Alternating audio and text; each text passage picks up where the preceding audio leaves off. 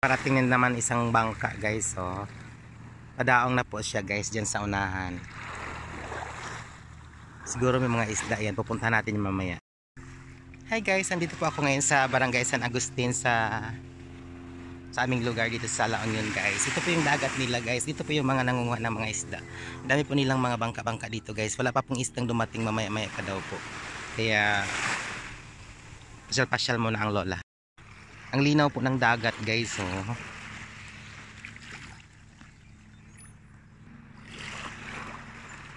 Linaw po ng dagat dito guys. Ayan. Mamaya pa po yung mga bangka at abangan-abangan ko kung may dumating na bang mga isda guys, kasi gusto kong bumili ng isda. Ayan, may pararating na si kuya, hindi ko alam kung isda ba yan o ano. Ito po yung Barangay San Agustin. Diba ang linaw ng tubig at saka hindi siya maano ngayon yung tubig. Hindi siya magalaw kasi maaga pa po guys. Titingnan natin yung laman ng mga isda ni kuya guys. Pupuntahan natin siya guys kung anong mga kuha niyang mga isda doon.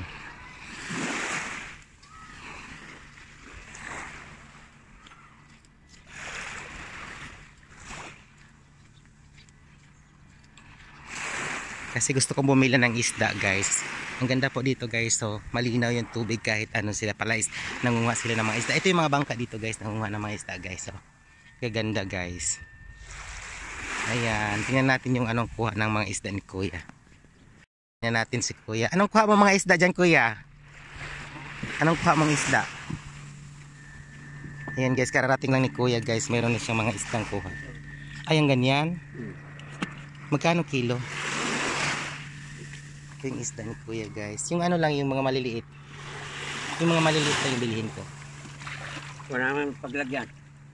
Wala kang paglagyan?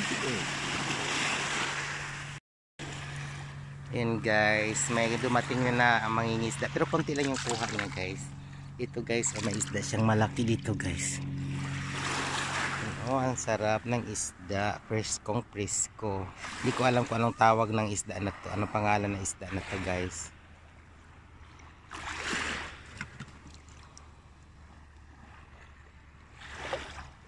Isa pa lang po yung dumaong na boat dito guys. Ito pa lang siya guys, kuya pa lang.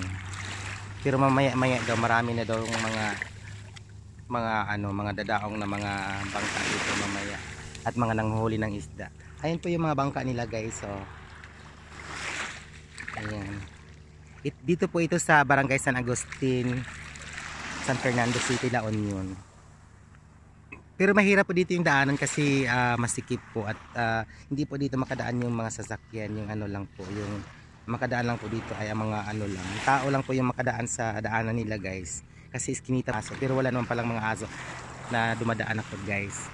Pero dito sa dagat may mga aso sila pero hindi naman nangangagat, sanay na ata sa mga tao guys. Naantay ko lang po si kuya kasi kuha siya ng plastic para panglagyan ko ng isda guys. Low tide pa po siya ngayon guys, hindi pa siya high tide.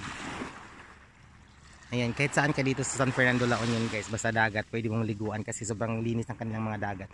Wala kang makikita ng mga basura dito guys. Oh, tingnan nyo guys.